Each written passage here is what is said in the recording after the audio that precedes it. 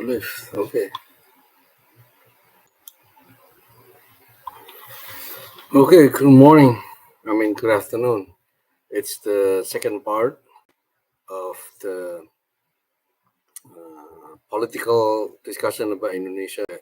Right now, it's just in time for Indonesian dictatorship. I try to make a lot of comment and beside my writing, but now I'm gonna just read my writing that way it doesn't get cut off in the middle. Okay, in connecting with the first episode, that the Indonesian has been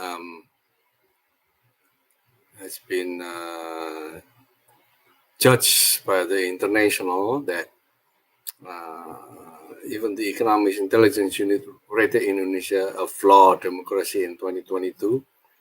And the country political parties have been characterized as cartel parties with extensive power sharing among parties and limited accountability to voters.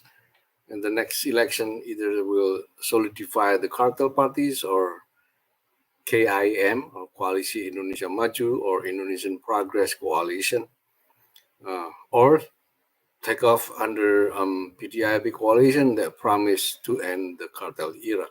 So Indonesia has risen from ashes of dictatorship to pure democracy at the highest grade from 1988 up to 10 years ago. It is very sad that lately has been waning and at a faster pace and ready to go back to the dictatorship and dynasty era. And this year it will get more serious and will elect dictator son-in-law. It's the son-in-law of Suharto, and then he will be elected as the president in 2024 with the help of the current president and his son. Somehow the 1998 reformation was too long forgotten to reform that law or reform still intact. But one by one was overridden with the Supreme Court decision to allow nepotism or dynasty to be on the ballot since 10 years ago. So it's been destructed. As it was just a forgotten free democracy landmark against KKN or corruption, collusion, and nepotism. So nepotism, corruption, and collusion have also been on the rise in Indonesia since 10 years ago. Despite the country's landmark anti-corruption law was passed in 1999, the law was enacted to combat the KKN or CCN, corruption, collusion, and nepotism, which translate as corruption, collusion, and nepotism. However, the law has been losing ground as nepotism, corruption, and collusion gain popularity and become useful for oligarchs who wants to secure wealth among their own immediate family. It was very specific and followed by a law number 28 in 1999 that keeps losing ground as a nepotism, corruption, and collusion is gaining popularity and useful for the oligarch that want to secure the wealth among their own immediate family. To declare collusion, at its best, the current president Jokowi has instructed all of his executive bodies to a fair election in front of the camera, while behind the camera, the whole executive office was instructed and have the immediate task is to support his son to win the election and even to disrupt others' campaign. So getting rid of others and just have one campaign, his son only. So that's what happened right now. All the executive body was dedicated for his son re-election. The traditional culture of non-democracy or monarchy Indonesia has also posed a challenge to the country's democratic transition. For many proud nationalists, preserving traditional culture has meant pulling away from real democracy, which still feels strange to most people. The long history of the archipelago that was run by many kings and sultanates. So the traditional cultures of non-democracy or monarchy was the opposite of democracy. For most proud nationalists, it was understood as preserving the traditional culture, and that keeps pulling away from a real democracy. That flavor is still very much so strange to most people. And it gets worse because it was ruled by a dictator named Suharto almost forever, or 33 years old. 33 years old is like more than one third of people's life. It's like one generation. And that generation is past. Now the new generation already long forgotten about the reform, which has had a deep impact on the national psyche and prolonged propaganda. So you see, there was a propaganda that works in the Philippines. Everybody forgot about Ferdinand Marcos, and then when Bongbong arrives, it's like he is no different he is like completely different. He has nothing to do with Ferdinand Marcos. That's the media and propaganda that been excite the whole nation. For local people, especially from Java Island, that are proud to use local cultures as a very rich cultures or deep living in their mind, mainly always apply family values and social class or semi-federalism that has nepotism, collusion, and corruption as a logical consequences. An example of this feudalism was when Jokowi, as a president, still bowed down toward Megawati. Megawati is the party leader of PDIP, is, and it was not easy or impractical or should not have applied for Jokowi in reality or as he thought of. So thinking he is the real number one person in the whole Indonesia. So it's like a conflict of mind and thought. Beside all of his president man and all his people worshiping him, and he has to worship Megawati. It's like against his belief. So this traditional value of settling any conflict and disagreement with family practices, like oh, he's just your brother, it's okay, something like that. It's like a treat everything as domestic. That everybody polite in the domestical affair, not like in the Western domestical affair could be real deadly, but back in the East, a family they don't get so violent. So especially when talking down to the subordinate as his children or kiddos, the honestness with his party leader who organized the whole party and further to make him president of his presidency was made possible by his party leader. He forgot that thing.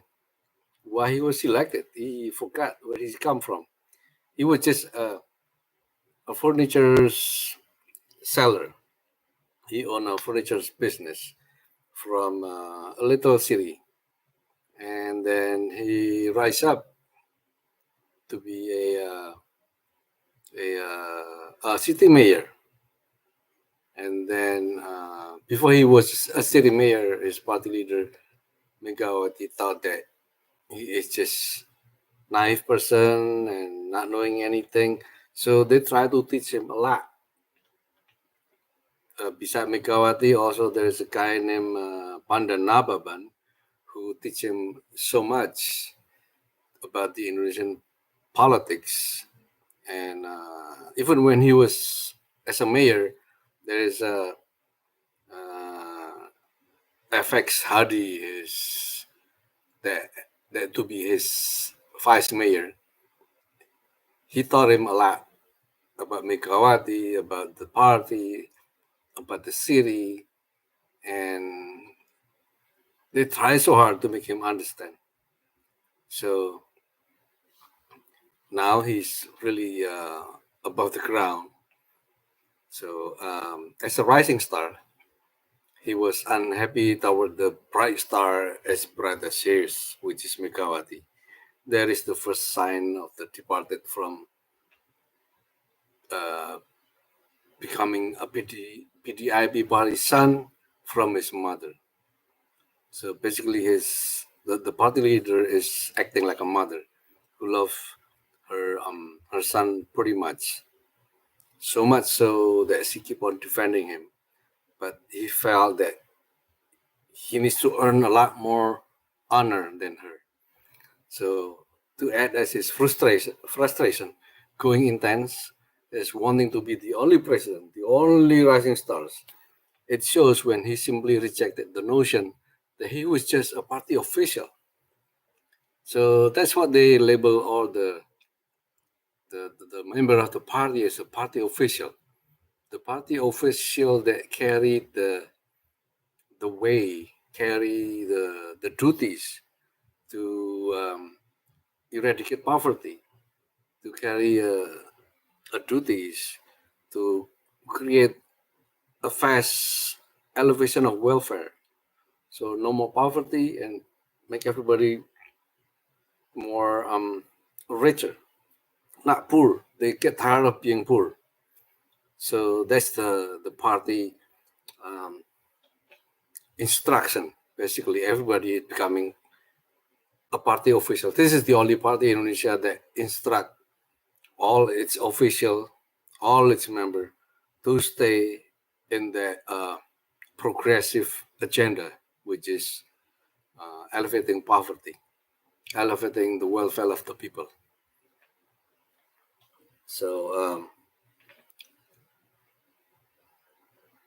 so it shows when he simply rejected the notion that he was just a party official, as not as a real president. It's like a a paid guy, like, oh, you do this, then they got paid. Oh, you do that, or running a rent boy. So he felt being so dishonored. So he tried to depart, and slower but sure he kept departing. So as a comparison, he wanted to be like Trump. He is a model, Donald Trump, that led the Republican Party, or the only sole power of all Republican Party and no others. He can just bully anybody in the party if he dislikes them. He wants to be like that. He wants to be like the only power. There's not supposed to be any check and balance. There's not supposed to be any discussion, There's not supposed to be uh, dissenting opinion about what he's doing. So he has a model. Well, I think it's all nations in the world, they all have a model of Trump that is like unlimited power, the only strong man. So that way they can run the government the way they want it, not without a check and balance. That is too much to deal. So the culture of gift and offering to the higher social class is also a factor in how the high-ranking government official like to squeeze and extort money from their subordinate. And most typical corruption cases involve an indicted official who extorted his subordinate, encouraging the subordinate to extort civilian by abusing their position. So practically, the civilian who need their supposed public service or public act see them as a miniaturized little king. Another form of culture or a traditional practice of the kingdom's cultures that give food and goods as a blessing for the people, as embraced and used by the president, as has been an obvious phenomena too. By giving food and money as blessing or corrupt, or for having practice using government money. So basically, he give everybody money and food. That way, his popularity will be checked up. So, or this is what I call for his own selfish political needs. So when his political performance up, people love him so much, then he can steer the country into whatever he likes. Dictator does that. So it's intensified lately by giving money and good right before the election day as a way to buy people votes. We will see more of this execution of bribing voters using government fund. This is corruption. This is government fund. It's not his fund. It's not his money. It's taxpayer money.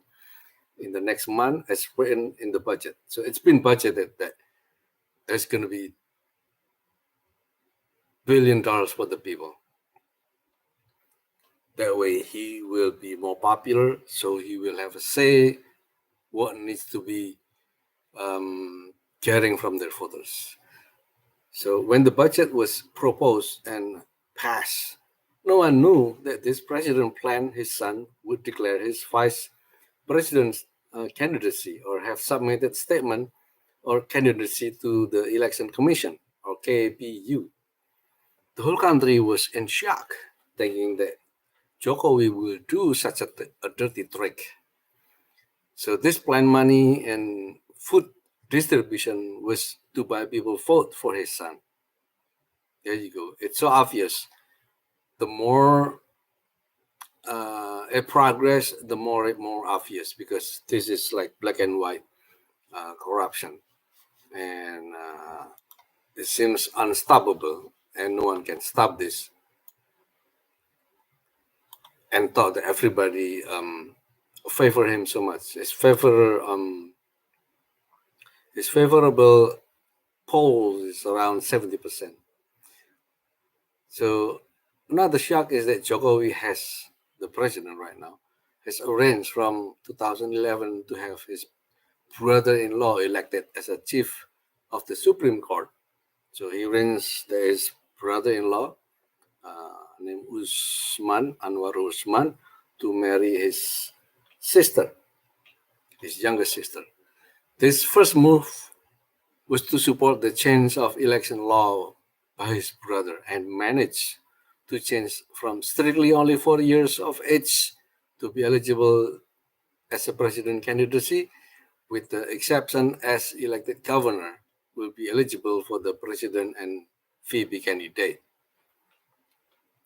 So they change from 40 years old, or if it's less, has to be a governor, elected governor, or elected governor means not appointed governor, because interim governors, like the one governor's period is passed, and then he needs to stop, and they're gonna have election. There's an interim governor that is appointed, and then there's gonna have election again. Then the new governors will be elected. So the Supreme Court honorary court, the Supreme Court honorary court. So basically, there's a supervision of the Supreme Court, because Supreme Court can go crazy, can go wild. This way, they have a balance of check. So they put a lot of balance of check in Indonesia because it's so unusual circumstances all the time. The honorary court for the Supreme Court found the Supreme Court chief guilty of nepotism and colluded with the executive office in changing the law illegally, the law of voting, basically the law of election. And very funny that the guilty verdict was not followed by voiding the illegal law, nor firing the Supreme Court. Now, the president's son is running the campaign with lack of legality because it's illegal. But there's no one that changed the law, no one that disqualify him or make him ineligible. So this brave and cocky move was done with the assumption that none will be against his dream of creating a political dynasty, as his popularity was thought to be as high as 70%. And this form of nepotism dynasty, the curry flavor, even changed the law, was woken up. All the national scholars and they has spoken up on this nepotism in every media.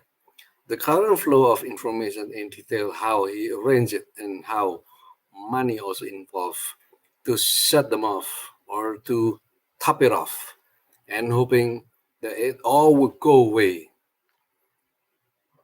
His coalition has been used to this practice becoming his strong defender no matter nepotism, collusion, corruption, or dynasty nepotism.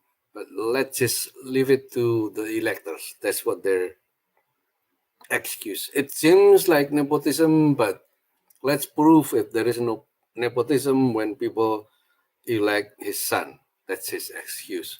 It's like he tried to equalize with Pong Pong, but Pong Pong uh, has a gap between when his dad died. Ferdinand Marcos died was a long time ago, and then Pong Pong rise up right now. So it's a different case. This one, the father is still the president, and the son want to be a vice president or president. So then he keep helping. So this is obvious, um, on your face nepotism or collusion. It's about the same basically. So then the nepotism followed by the power of Jokowi executive office to instruct or to collude with all of his subordinates to just simply disrupt or disarm the other candidate campaign. Like they have a campaign of billboard, they have campaign of flag, they have campaign of a media, and they will take them down. While simultaneously, when they're taking them down, they erect another billboard from his son. So this is right in front of the face, like on your face, we're gonna kill you. Other campaign, we just want to have a single campaign of my son. That's what he said. So while simultaneously must help his son, all his executive bodies to campaign in every possible way.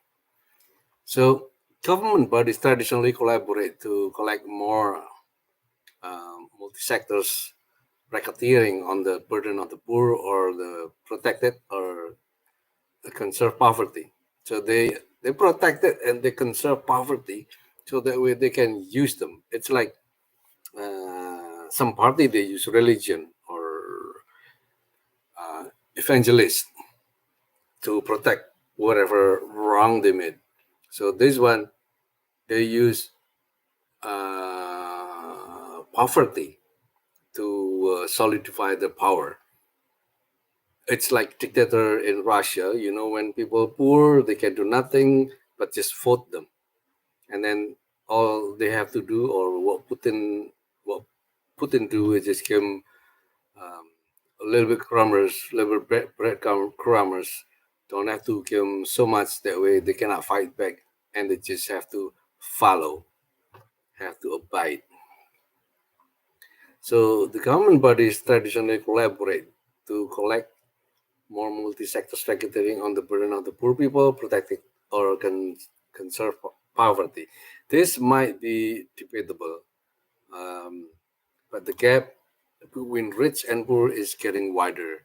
In 2012, the income per capita was 3,668, and in 2023, becoming 5,109.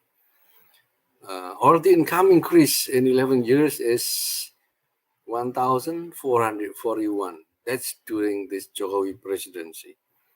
So it sounds so good, but in 11 years it increased 1,441.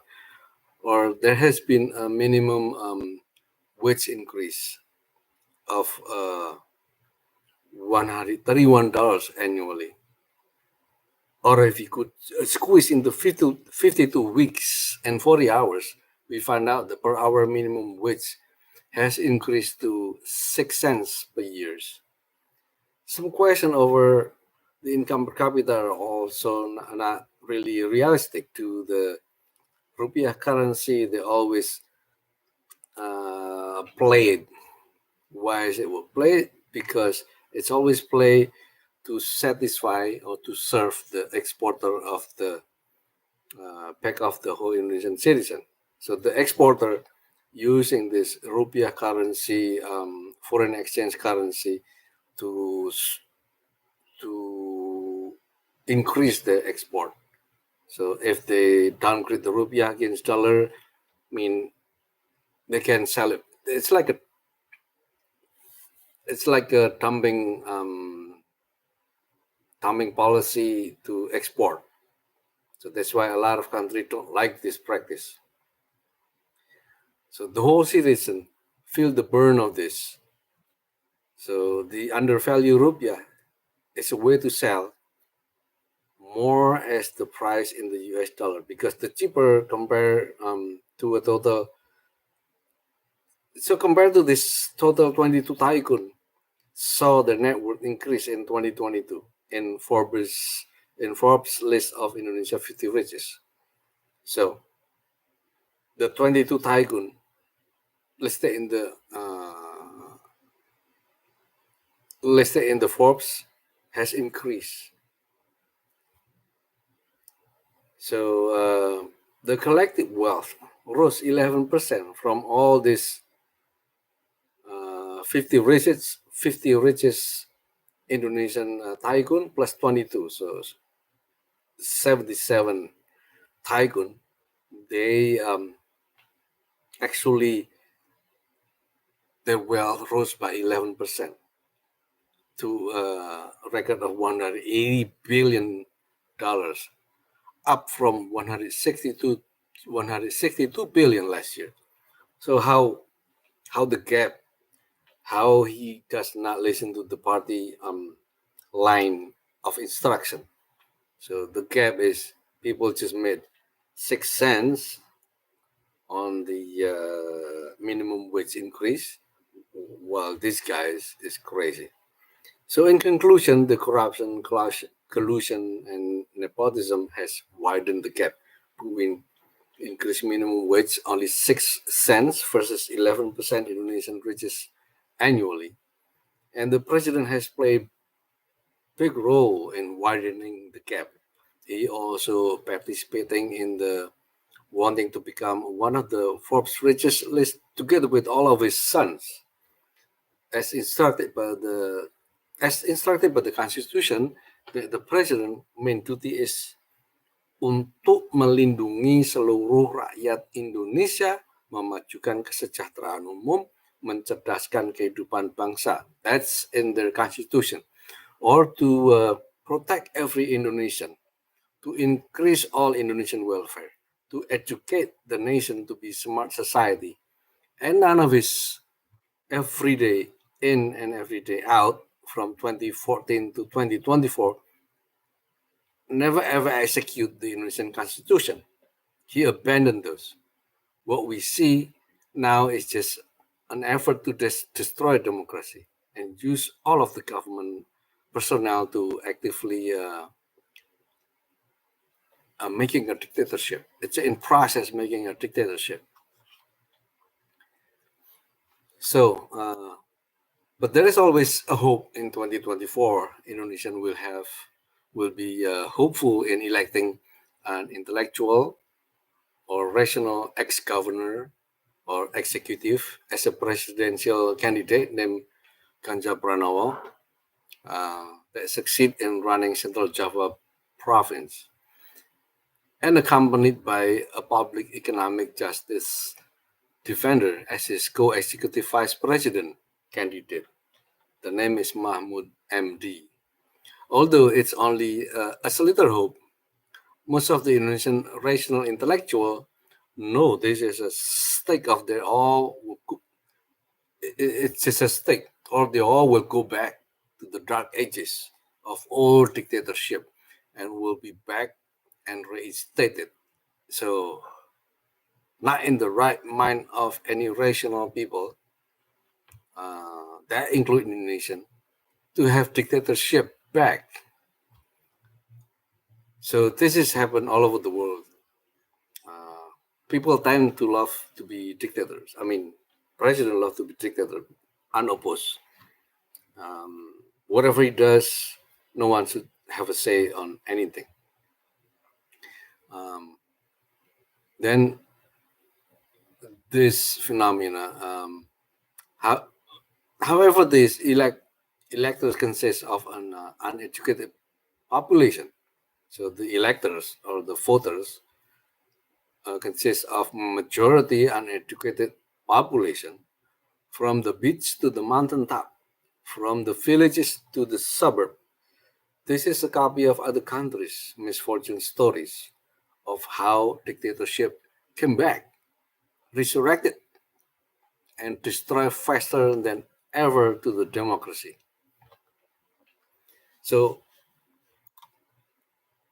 Indonesian and the world hope is on the candidate that has proven the passion on ethical equality and justice in building a civil society. Their dedication, empowering and enhancing every lower and middle class individual as their backbone of full smart industrialization. Never consider or take bribes for conglomeration or monopoly or oligopoly for any form of contribution. While their party leader, Megawati, demands their focus on fairness and ethical governance to speed up or progress the GDP increment. The support system in the PDIB party instructed them to have an aggressive policy to achieve a golden futures using the current demographic bonus. So it has been a rocky ride, um, as in the most ridiculous, dangerous theme park ride. So it's like going up and down. It's been rough ride when the current president refused to use the term official party and execute the party instruction to achieve instant welfare for the citizen and getting rid of poverty. And the other option is either the dictator wannabe Prabowo. Now we have a Prabowo as a dictator wannabe, which is the son-in-law of the first Indonesian dictator Suharto. Or the other one, the other choice is Anis. His name is Anis or Anis. They use radical extreme organization as its base. For international parties who wish to support among the three candidates, they know who to support. So the East countries, the East Bloc, China and Russian Bloc, would prefer Prabowo as a dictator wannabe, so they will welcome him in the dictators club. And the Taliban of the world would rather see Anis as the winner and ready to receive him in the Taliban club. Although Anis has been denying this labeling because it seems the guy, actually Anis didn't really mean it, that he loved the Taliban aroma scheme, but all his supporters are moving to the radical right. So his supporter, but he himself seems not so, but only taking a flavor of it and only taking their vote. But his practice, it's when he was governor, it's also supporting some of those organizations somehow. And the world of real economists will not hesitate to welcome Ganjar, the only one that will never say anti-foreign investment. Compared to Prabowo and Anies, they might anti-foreign investment in the propaganda and even promise to get rid of all corruption. And Ganjar even promised to get rid of all corruption. So the good guy promised to get rid of all corruption or extortion from top to the bottom, to embrace smart industrialization aggressively, as instructed by his party leader, to achieve golden age faster. So basically, the PDIP party, Ganjar and Mahmud, and all his member party, they all believe in equality. Fairness will bring welfare for everybody. It create more opportunity equally for everybody, even foreign investment. So there's not going to be anybody left behind, because everybody included or invited in the progress. And even more astonishingly, he focused on the speed as his motto, to level playing field for business and investment that will provide equal welfare in the whole country, from east to west, from Sabang till Merauke. Moreover, the vice president candidate Mahmud, who has been sick and tired of cartel parties and oligarchs' corruption, was given a legal contract by the party leader Megawati to do just that, as a priority before taking care of any other task. So they will get rid of corruption. They will get rid of extortion. So business can be sprung up, everywhere, because everything will be easy. Banking also will do the lending, and there's no more a threat to the business society. And so at the moment, he could not.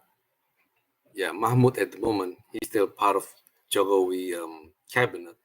So he could not exercise his position to get rid of cartel parties and oligarchs of corruptors due to lack of support by the current president.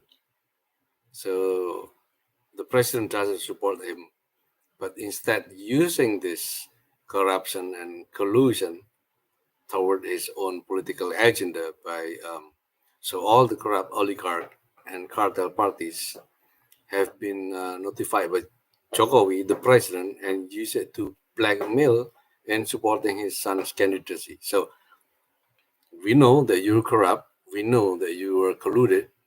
So either you go to jail or you will support my son. So that's what happened right now. So all the corrupt oligarch and the cartel parties have that was Jokowi threat, either put him in jail or to support his son. So far, all parties start regrouping and making official statement objection on national TV and media. So the rational people, the progressive people that still love democracy, start regrouping and making official statement objections on national TV and media. They're all talking about this. They talk about awareness that now the country is going to a point of destruction. So it gets so intensified and extensified by all 98 era of democracy warriors. So all the 98 generation, 1998 generation, they all start rising. They resurface right now, and they all screaming and speaking about the concerns that the democracy has been tarnished, has been destroyed. They are all hopeful and try to compel to the President Jokowi to back down and go back to the anti-corruption, anti-collusion, and anti-nepotism, like the law that has been reformed in 1998. The law is still on. The law never been voided or cancelled. But so far, every demand on an objection expressed in vain to every course of action is going to the point of no return and keep on going stronger and stronger toward a dictatorship government to support. And the government, the executive body, is supporting this dictatorship and support Jokowi, and then this will support Jokowi's son's candidacy. So as the whole country's sanity was sacrificed just for the president's son and his ambition to stay in power through his son. So he thought that, oh, my son will be the president and they're all gonna make me kind of shadow president behind my son. All right, that's it. And thank you for watching. And maybe later on I will make another video about another pressing matters about Netanyahu that have a steady cold hand that he needs to stop using his bloody hand. Every nation in the world also demand him to have a ceasefire and put everything under perspective. Let's not just do killing, because killing is not the solution, or killing retaliation is not a solution. So let's all be strong in democracy. Thank you for watching. Goodbye.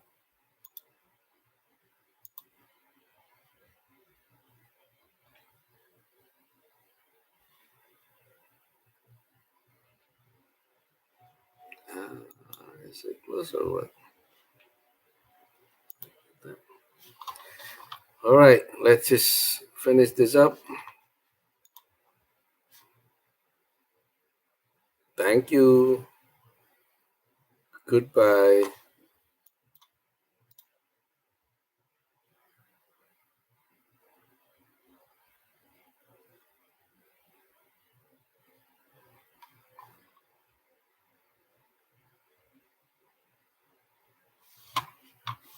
All right, let's see.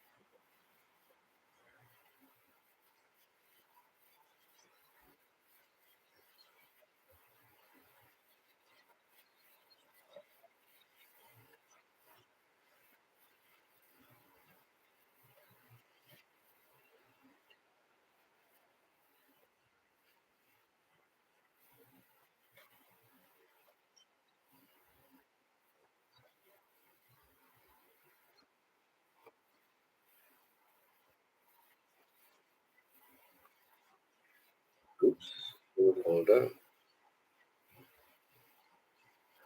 Sorry. Yeah. Yeah.